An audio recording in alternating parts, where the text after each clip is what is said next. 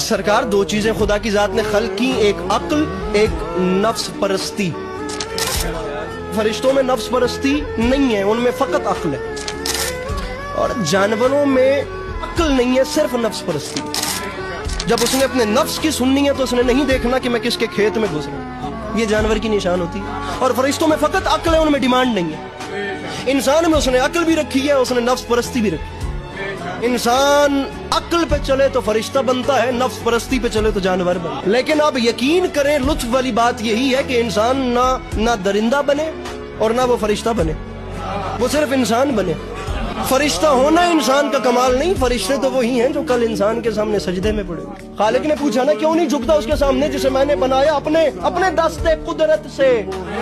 کیوں نہیں جھکتا؟ اس نے کہا جو پیشانی تیرے آگے جھکی ہے نا، وہ تیرے غیر کے آگے نہیں۔ خدا انسان جلال میں آگے اور مفہوم اطاعت کو واضح کر دیا۔ نہیں، نکل میری بارگاہ سے، تو نے کیا سمجھا؟ میری اطاعت وہ نہیں جیسے تو چاہے، اطاعت وہ ہے جیسے میں چاہے۔